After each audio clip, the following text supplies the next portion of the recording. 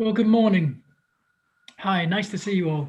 Well, in fact, I can't see any of you, but I can see my panelists, and I presume you're all there.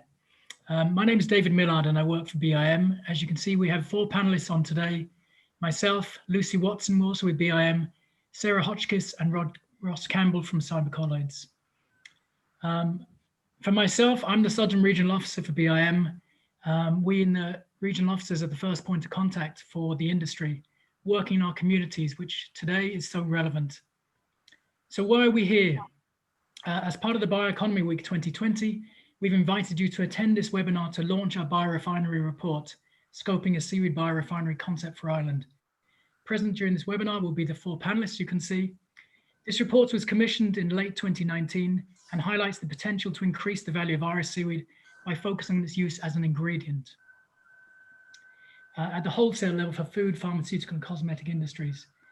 We in BIM have been supporting the development of seaweed farming for over 20 years, and the Seaweed Biorefinery report is just the next step in this journey.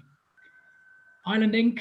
can now farm seaweed commercially, and we have a number of existing and new seaweed farms coming on stream.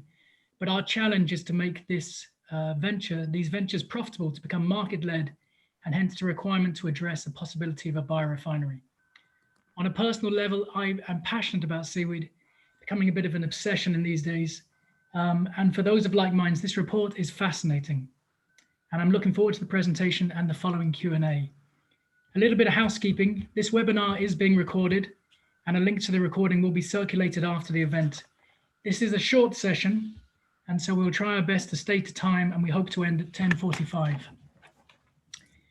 We have allowed some time at the end for a Q&A.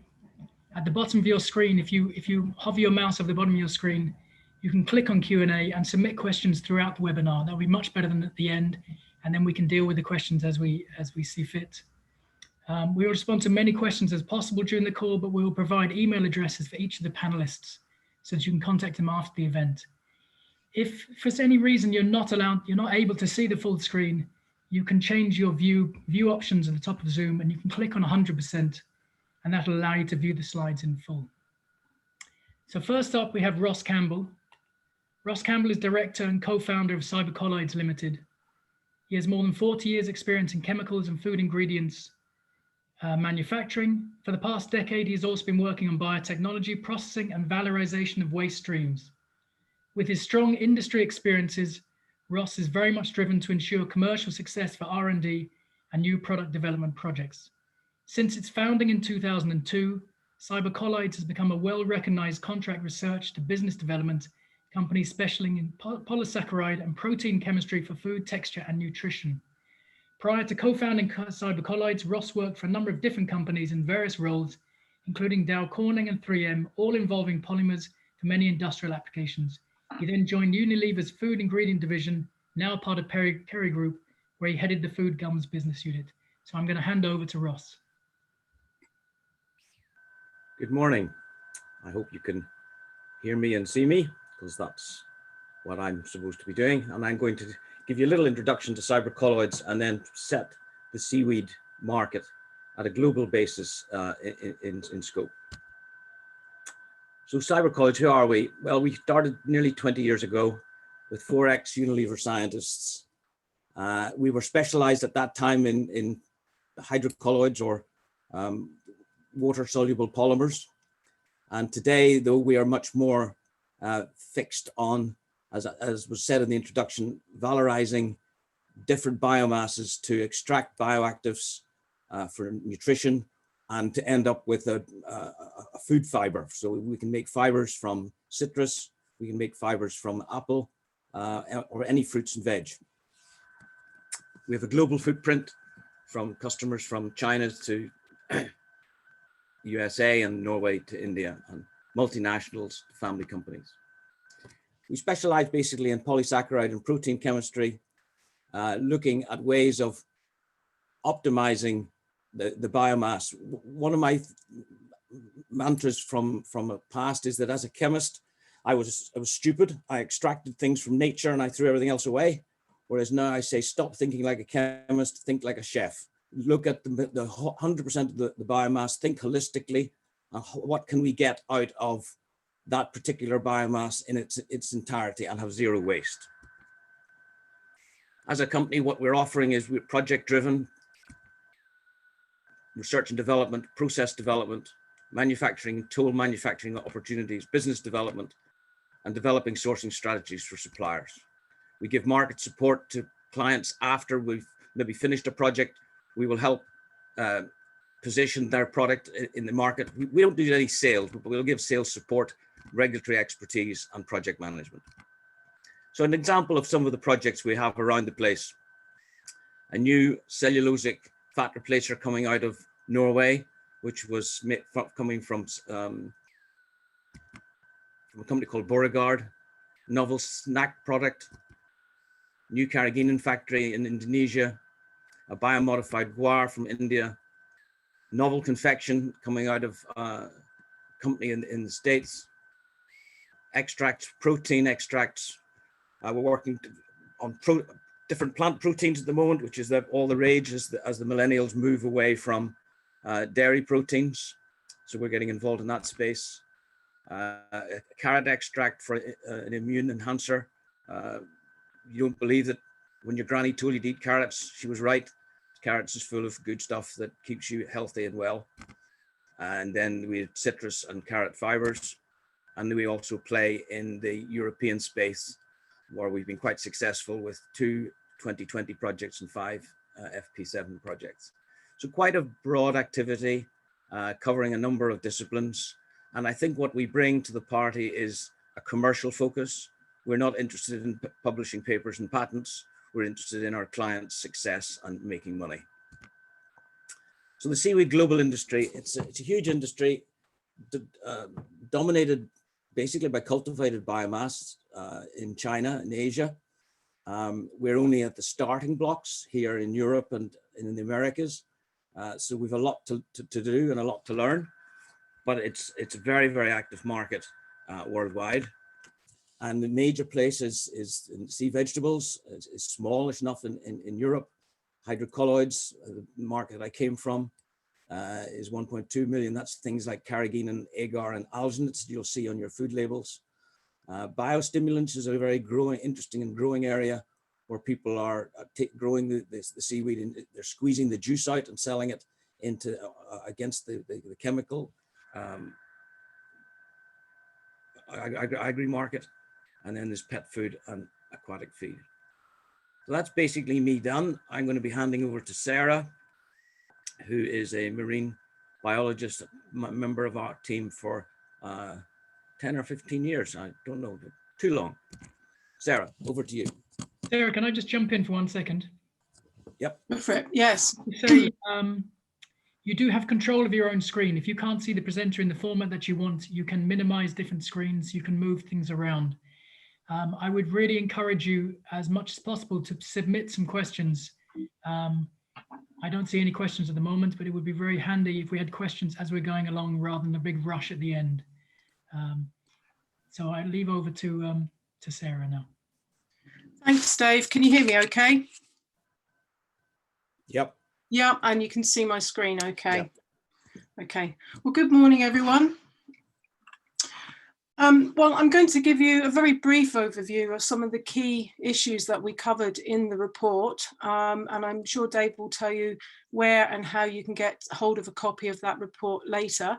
But essentially, we're focusing on 3 species today. And these are all important commercial species.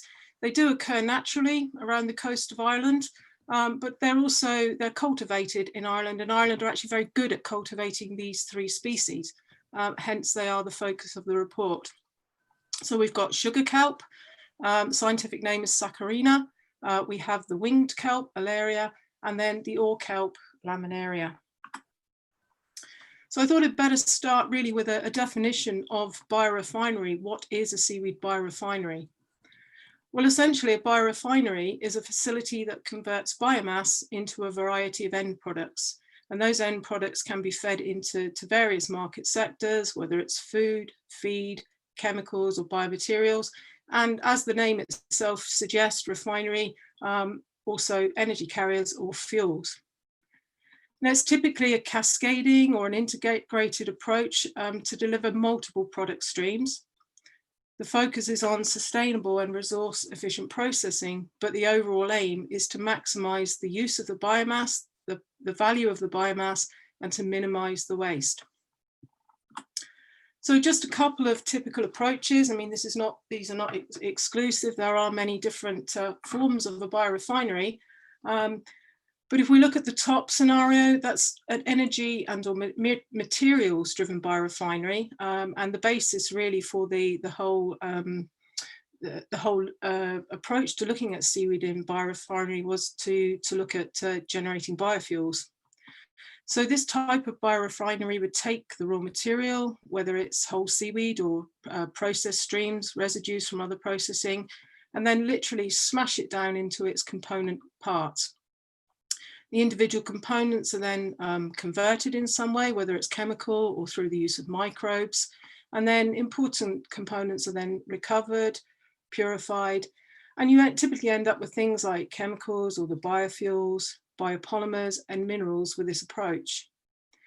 More typically, seaweed biorefineries to date have taken the bottom approach, which is a cascading or an extractive biorefinery, with the end focus being on high value products.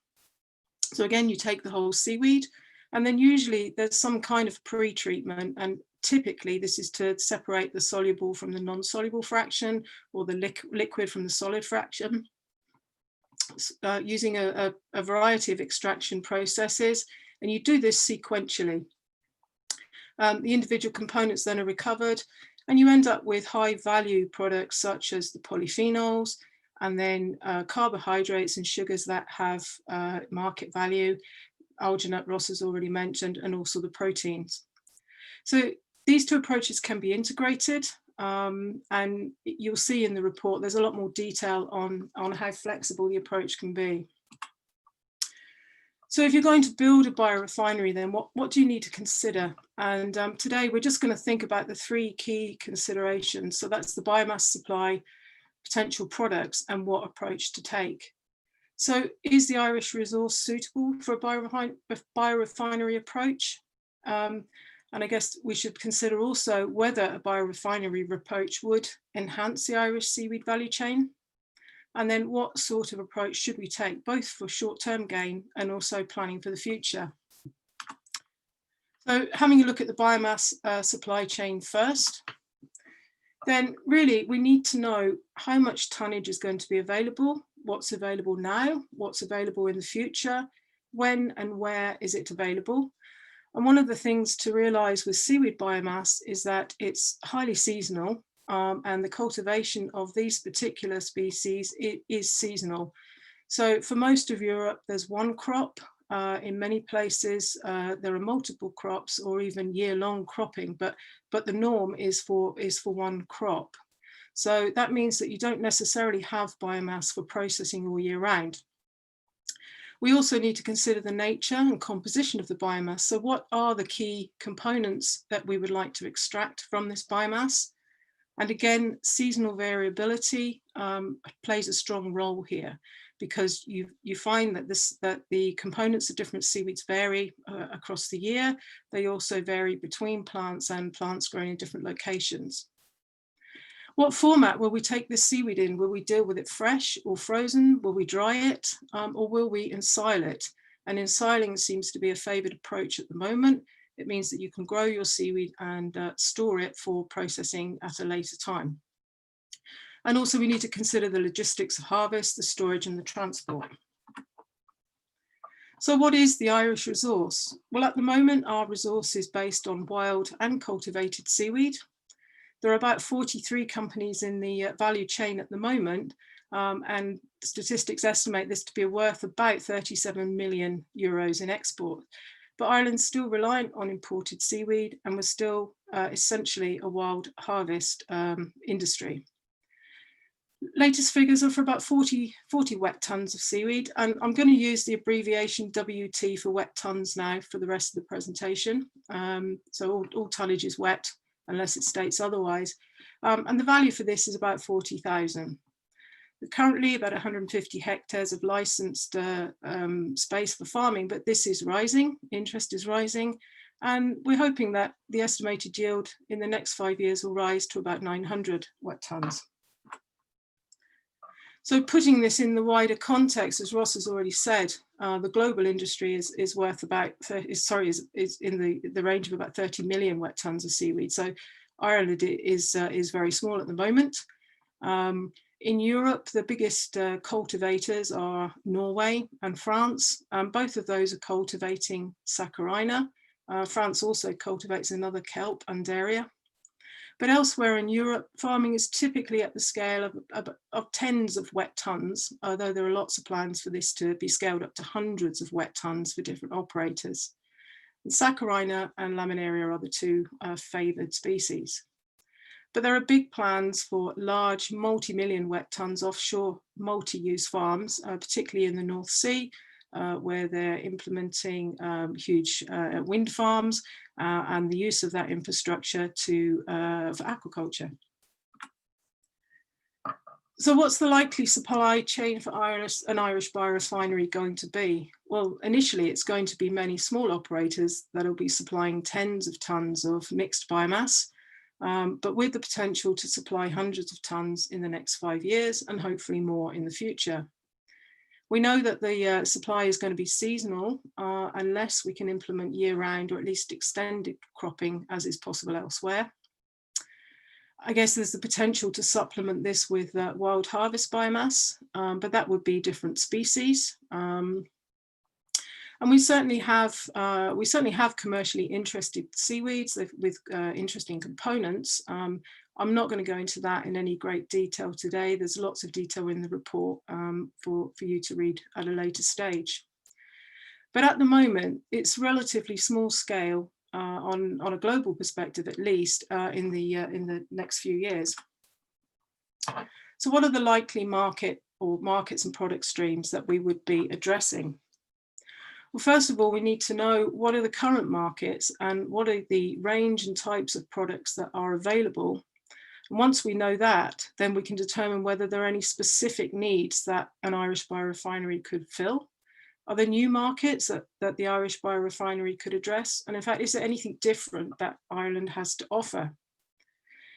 We need to know what the short-term opportunities might be, given the small-scale production to start with, but also we need to know where longer-term innovation lies. So potential markets for seaweed at the moment, there's a lot more detail about this in the report, so I'm just going to gloss over it today. But essentially the key markets for seaweed are and have always been food, human health and well-being, plant and animal health, and latterly chemicals and biomaterials. Now, most of these market sectors could be considered backbone sectors. We've been using seaweed to look after our animals and our plant health for hundreds of years now. But these markets are diversifying, they're becoming more sophisticated. And what we find now is that the products are all based on science and efficacy. So there's no anecdotal, my granny took carrageenan because it cured her cold. I mean, consumers are now looking for scientific evidence and efficacy to back up these products. And as a consequence, the markets are becoming more competitive and more lucrative. And I'm sure you've all seen some kind of biomass value pyramid before, and whether this is for seaweed or other biomasses. I don't know if you can see my cursor here, but essentially the top triangle here is what has been traditionally presented. And if you look at the bottom here, you've got maximum biomass with very little processing, minimal processing, and bulk markets such as food, feed, and horticulture. But as you go up the pyramid, volume decreases, but value increases, so that at the top here, you have the sort of pharma and medical specialty applications, high value, highly purified extracts. And if you remember back to the start when I presented the two different biorefinery scenarios, if we're going to start considering the biomaterials and biofuels approach, then we need to drop this baseline to below now to produce much biomass, more biomass at a much lower price. And I thought maybe I would just put an example in here of the French industry. So the French seaweed industry has very similar origins to our own in both size and history.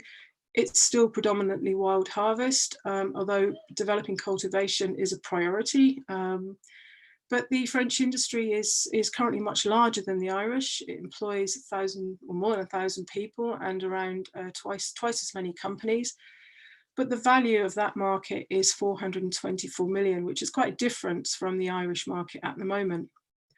And we think this is really because the Irish industry has become an integrated seaweed economy. Most of the industry is based in the Brittany area, where you have got many companies that are, they've got targeted production and use of extracts and ingredients and functional ingredients, supplements. But this is across many market sectors, and they're all feeding into each other in a very integrated approach. So in terms of the Irish potential, well then, to produce bespoke ingredients maybe, or extracts for different market sectors, like the French scenario. Ireland has existing positive markets, both internal and export, for seaweed derived ingredients, food, feed, personal care and horticultural. And so maybe it would, first steps would be to develop high value new products for these existing and niche markets. So finally, what processing approach should we take? Well, the basic principle for any biorefinery is to extract valuable first, followed by maximal utilization of all the remaining biomass. It's not necessary that you extract all the components, and this, it really depends on supply and demand, and also on the cost and effort of obtaining those components as to how much you actually extract. But I think the key thing is finding an appropriate scale. For example, if you're going to produce a kilo of very high value polyphenols, for example, then you have to realize that for that 1 kilo of polyphenol, you're going to have tens, if not hundreds of kilos of other biomass to valorize. So finding the appropriate scale is going to make this a cost-efficient process. And also, given the scale and the seasonal nature of the feedstock, then also any system that is implemented for Ireland needs to be flexible. So a likely scenario for Ireland in the short term is seasonal biomass supply of the 100 to maybe thousands wet ton scale. But this is going to impose a number of limitations on the type and level of biorefinery that can be cost effectively operating. So in the short term, it's likely that Ireland should focus on a cascading extractive approach and to fulfill niche markets, and so they can maximize the use of the biomass and also value. I've just put in an example here of a very simple biorefinery approach. It's not the only one, there are many out there, but just to give you some sort of idea, essentially you have your seaweed feedstock going in at the top. And then in this first stage of the biorefinery, the soluble liquid component is separated from the solid fraction.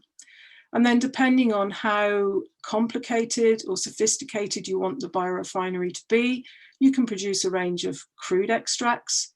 These can be separated or fractionated into extracts initially that are rich in components.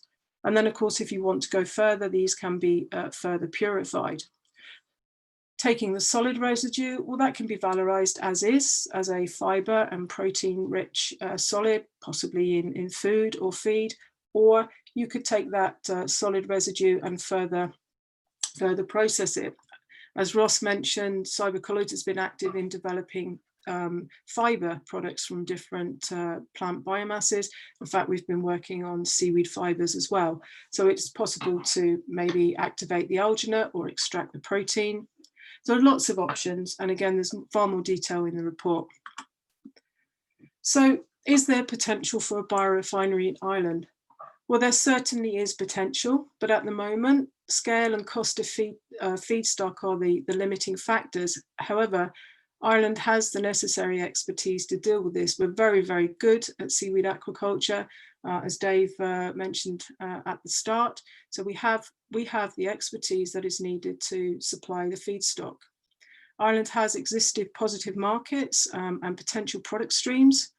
And we also have the necessary technical expertise to design and implement a biorefinery. But I think the key thing here, to be cost efficient, we need a considered and coordinated industry approach. So as far as next steps, then I think a full analysis of the feedstock and the supply chain is needed. We need to know the cost, the type, and the variability of the different resources, both for now, current, short-term, and long-term future. We need a detailed key sector market analysis to identify specific Irish and niche markets for these new extracts and ingredients that we're going to produce. We also need to identify any knowledge gaps to progress the thinking. And we also need to put together a plan for a coordinated approach. So how are we going to bring all the growers and the processes together to maximize the opportunities, bring the cost down, increase the value, and build a seaweed economy. So thank you for listening, and I look forward to answering some of your questions. Thank you, Sarah. Now, actually, I forgot to introduce Sarah at the beginning, so I'll just have a quick post-introduction. She's the project manager with Cybercolloids. She has a background in seaweed ecology and plays a key role in the company's seaweed research activities. Her projects are focused on developing novel processing methodologies and new ingredients and finding innovative and use-end applications across different industry sectors. Now, we are now into the Q&A part of the section. And for that, we will be joined by Lucy Watson. Lucy Watson is based in the Seafood Technical Services Unit in BIM. She studied zoology in Trinity College and holds an MSc in aquaculture from the University College Cork. She also has an MBA from Trinity College Dublin. Her specialised areas of interest include new and novel aquaculture species development and technologies, including seaweed. She's involved in business writing, planning, and advising for aquaculture production, also financial modelling and analysis. Lucy offers project and client supervision, which involves a hands-on approach and a targeted support in line with industry needs analysis. Now, we have a number of questions. All the panelists are available. Probably the easiest thing is if I read out one of the questions and whoever wants to take it puts up their hand and we'll take it from there. So the first question I have says, scale is all.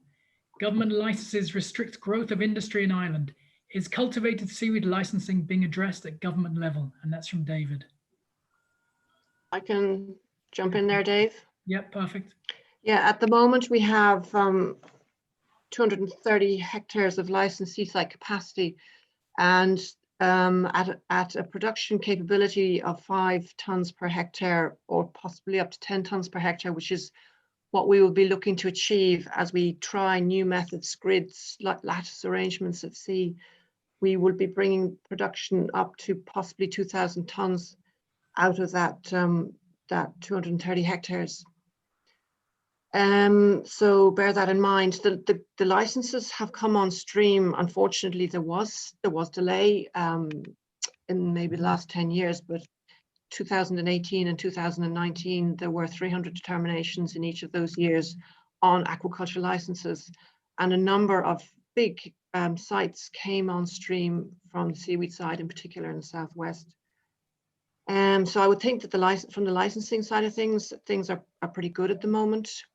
What we don't have is sufficient seeded collector string to supply those sites, because there has been a sort of a delayed coming on of licensed aquaculture seasides. So if we'd had a more orderly progression to capacity, we would have hopefully have had perhaps a marine hatchery set up by now, and that is our biggest pinch point, that we don't have a marine seaweed hatchery.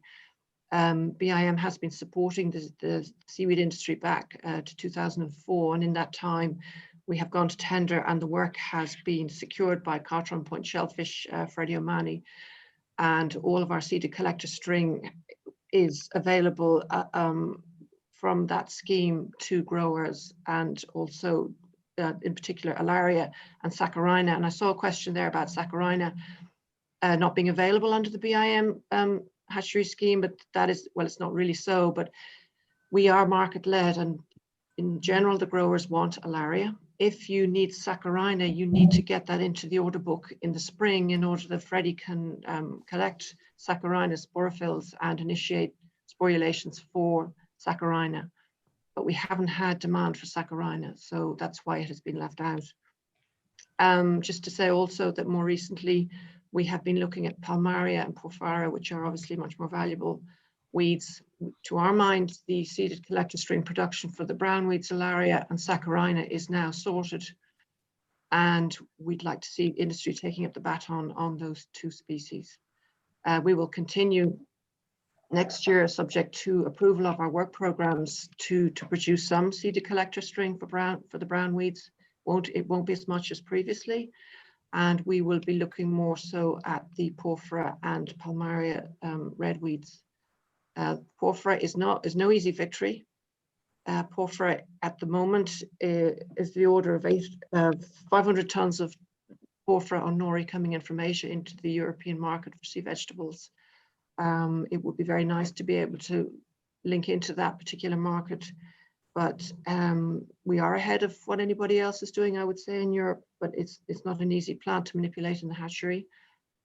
We are planning on training days next year under our work program, subject to approval. So if people subject to COVID, obviously, and all these issues want to come to the hatchery in Bantry, which we lease, you're very welcome to get in touch with us, and subject to Freddie's availability, we can get you sorted on looking at how Palmaria in tanks and Porphyra in the hatchery, and also the brown weeds are being produced under this BIM program. Thank you, Lucy. And I think that answers another question that came from Veronica Cunningham from the Marine Institute. And she was asking about whether growing in tanks would help with, is being further developed, and would it help with the seasonality of seaweed growing? So I think Lucy's answered that question nicely. Let's see what other questions we have here. We have a number, we've got plenty of questions flying in at the moment. One person just says, how do you define wet tonnage? Wet tonnage is just the seaweed that hasn't been dried yet. Another question came about where they get the report. The report be shared with all attendees of this morning's event in a follow-up email and available for download at bim.ie. This is kind of a general question, which probably more for sort of Sarah and Ross. It says the development of seaweed, and Lucy as well, the development of seaweed biorefineries and associated industries will be complex. Is there a need for a structure and framework involving multiple stakeholders to support everything from managing production, adding value, and supporting market development? So did the panel have any thoughts on what that could look like?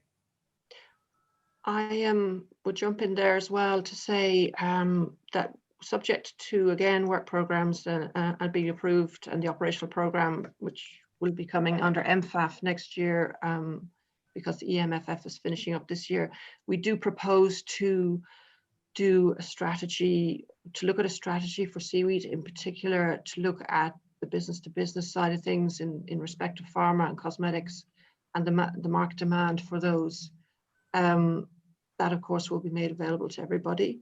From the point of view of a coordinated seaweed industry, to my mind, it is important that everybody works together, that perhaps we establish an Irish seaweed industry organization, ISIO type scenario, which I know Ross was involved in previously, or co-op type arrangements for the growers. In particular, if we have a marine hatchery, it may be, that there will have to be allocations made on the basis of size of farm and, obviously need for product.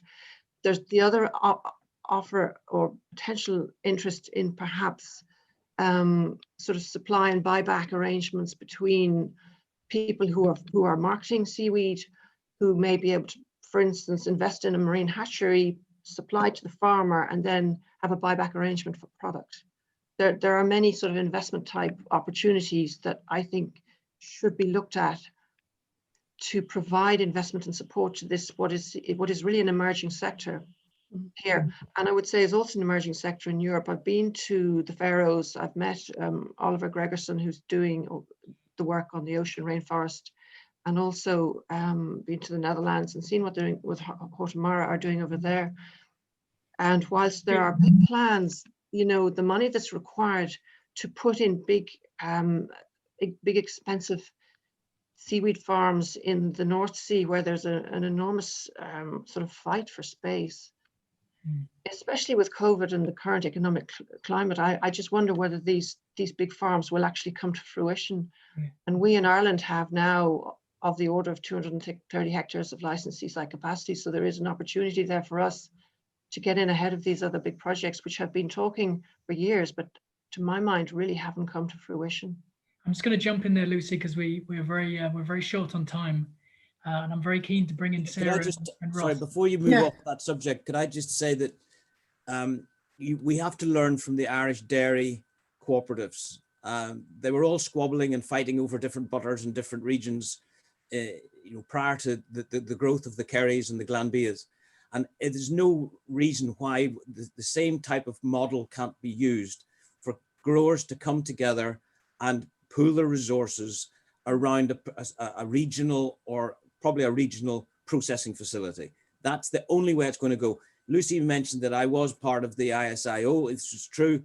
And I've said it publicly before, but I never met such a disparate, distrusting group of individuals in all my life. And it's one of my failures of my career that I was not able to bring coherence and cooperation. So we need to learn from the past and say, if we're going to do this in Ireland, we can do it. We have the resources, but there must be cooperation. If you're not going to cooperate, forget it. Don't bother planting any farms.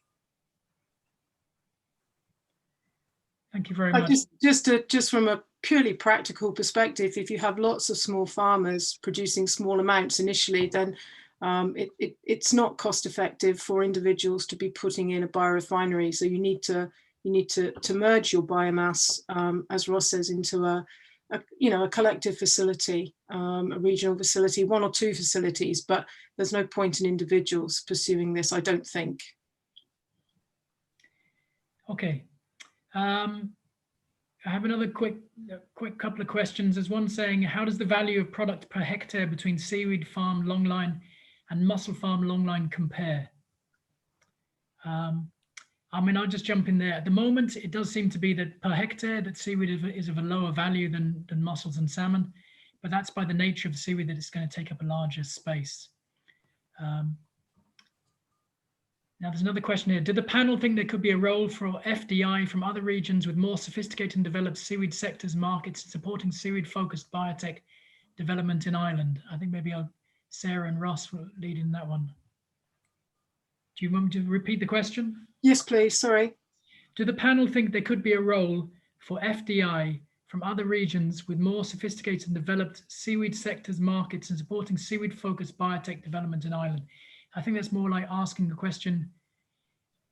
Foreign direct investment. I don't know what FDI is. Sorry. Foreign direct investment. Oh, I So see. Can we learn from our neighbours? Can we learn from our European neighbours? Can we learn from our Asian neighbours?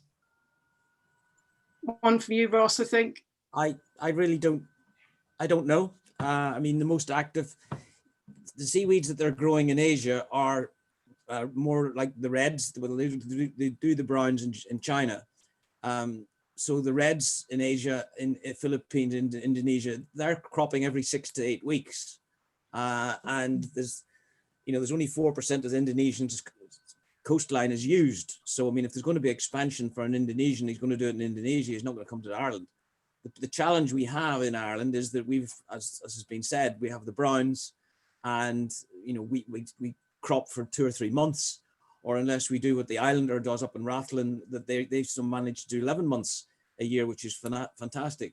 So, I think growing browns and kelps is a different game to Asia. So there is no foreign country ahead of us. So we've been talking about this since I came back to Ireland in '91. It sounds as if we're now going to beginning to do it. And if Lucy says it's correct that there's a lot of the talk of the North Sea, it hasn't happened. I would love to see some joined up thinking between aquaculture and wild harvesting, and then we could really get critical mass going. But so I think the answer to the question about FDI is don't look for it. It's not likely to be there unless. So I'm going to contradict myself. Unless there's an ingredient from a pharma perspective or a nutrition perspective that wants to get an antioxidant out of Iascaigh, for instance. I mean, the polyphenol from Iascaigh is used in cosmetics in Asia as a whitening We like to go brown to show that we've been in the sun. The Asians like to be white skinned because they don't want to be out in the sun, so they have whitening cosmetics. And the polyphenol that there is used can come from Iascaigh. We've had inquiries about that in the past, but it didn't come to anything. So there could be some magic molecule that somebody's looking for, and that would then bring FDI. There's a question here that comes in from an anonymous attendee and says, does the report include a realistic cost to profit analysis based on an Irish model to include initial capital investment? Does it include the optimum locations in Ireland's coastal access? No, that's kind of more or less phase 2, I think, really. We had to limit the report. We've been asked that question, and it's a chicken and egg, and how long is a piece of string? So until you know the molecule you're chasing, what price it's going to get in the market, what volume you're going to bring in, what size of biomass you're going to bring in to get the capex, there's so many unknown questions. You know, we don't know what we don't know. So the answer is no. Sorry, we can't make up a business model which is fictitious, and we're not going to do that. Dave? Yes. Yeah, could I just say, just with regards to the financing of a biorefinery, having talked to Patrick Barrett, he's given me some pointers if people want to hear. There's Project Ireland 2040 under rural regeneration, climate action and disruptive technologies for projects in the region 5 to 10 million. There are European Public-Private Partnership Bioeconomy Fund opportunities, which are TRL8, or basically pre-commercial type plants. And then the third opportunity fund is NTMA, National Treasury Management Authority, European Circular Bioeconomy Funding. So there seem to be some opportunities there that can be explored in terms of the financial capex requirement for a biorefinery, which perhaps we can look at next. Okay, we're coming to a close in our webinar. We need to finish at 10:45. Time seems to have flown very fast. We have 35 questions in. We will be answering all the questions directly to people. People can email us at the email addresses which are included on the screen now. I want to thank you all for attending. We had 95 participants, which is fantastic. There is an Udaros sustainable seaweed harvesting workshop, I believe, starting at 11 o'clock. So that will be very interesting to pop onto that. I just want to really say thanks to my panelists, to Lucy, to Sarah, and to Ross. Thank you very much for attending. It's been really brilliant. Thank you very much. The report is excellent. I've been reading it bedside reading because my obsession is seaweed. We will be sending all of the people who've signed up for the website will be all receiving a copy of this online. We can download, sorry, it can be downloaded online and we'll receive it in an email. So thank you very much for attending and enjoy yourselves. Take care. Have a good day. Stay safe. Bye-bye, everyone. Bye-bye. Bye-bye.